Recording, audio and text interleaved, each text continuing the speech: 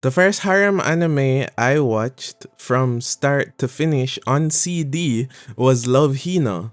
Animated in the year 2000, it pushed fan service to new limits. I loved it, but really, when just getting into anime, I would have liked any anime. I also remember being obsessed with the Negima remake that came out in 2006. As time passed, I drifted away from the harem genre, and entries within it came out to less acclaim. I think this is because other genres like battle shonen started to incorporate the key selling points of the harem genre, rendering it somewhat obsolete. This meant that the genre on a whole had to endure some transformation. 100 Girlfriends is the latest entry of some acclaim, and I feel one of the best in a while. This one is taking me back to my childhood. Hey everyone, welcome to Aniprop, let's get into it. When I was younger, watching the spectacle of the harem was entertaining, but as you grow and enter the dating market, you realize that reality is nothing like Tenshimuyo or Love Hino. Girls don't just all trip over themselves for an average guy who happens to be the protagonist. Women don't just suddenly throw away their pride to share affections with a guy that engages with unlimited women. The harem anime therefore requires suspension of disbelief, especially for older, more worldly viewers. 100 Girlfriends addresses this issue immediately in the first episode. His first two girlfriends, Hakari and Karane, are at first very resistant to the idea of sharing the protagonist Rentaro. He convinces them with a gesture so well written that it is immediately believable to even the most seasoned anime viewers such as myself.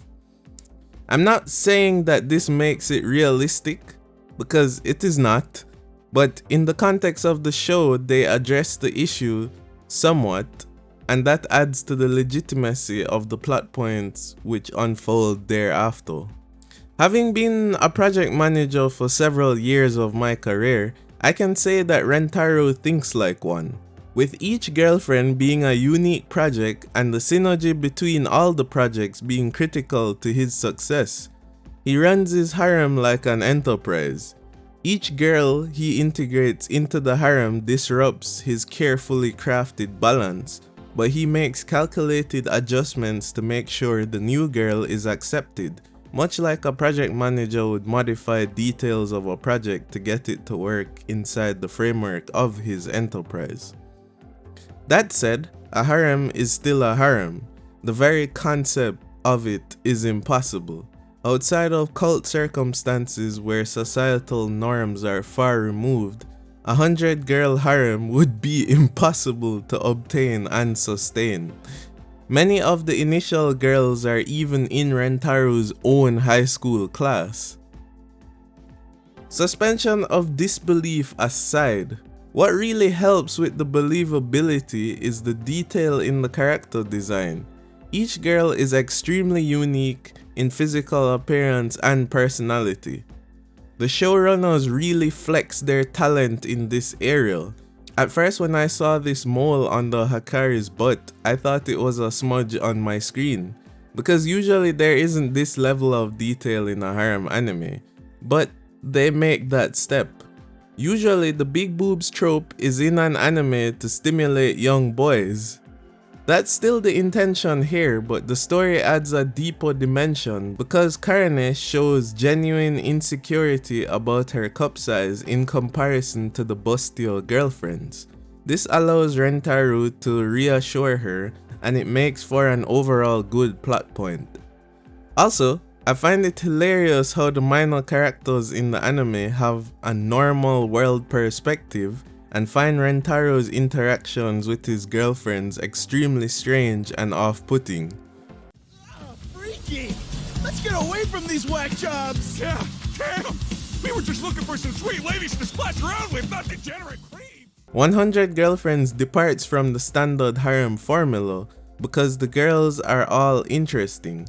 I mean like genuinely good characters and not just fan service. In fact, Rentaro is the only one-dimensional character because he's just a super nice guy. Meanwhile, all the girls have goals and schemes. Imagine Kaguya-sama, but instead of one scheming girl, we get 100. Despite Rentaro's lack of dimension, I give the anime props for directly addressing the social issues that would ordinarily make a traditional harem impossible. Harem by its very nature requires the protagonist to be a relatable self-insert. That means that they are usually average in every way. Rentaro is exactly that, but we see him suffer as a result. When one of his girlfriends are taken away by their sensible parents, we see him struggle with his lack of ability to fix the situation, having no strength, no intellect, no money, no resources, etc. All this guy has is determination, and he uses it to no end. This anime's exploration of new harem waters doesn't end there. I have one word for you: MILF. That is all. This harem features a literal MILF. I have nothing deeper to say about that, no greater analysis, just thank you. The inroads into harem subversion doesn't stop there, however. There is more. The anime includes a reverse bath peeping scene where the horny girlfriends attempt to take a look at Rentaro in the shower. We're breaking new grounds here, my friends. 100 Girlfriends is an unusual must-watch, but any fan of anime will enjoy this one. It's basically the One Piece of harem. Thanks for watching today. Like and subscribe. See you next time.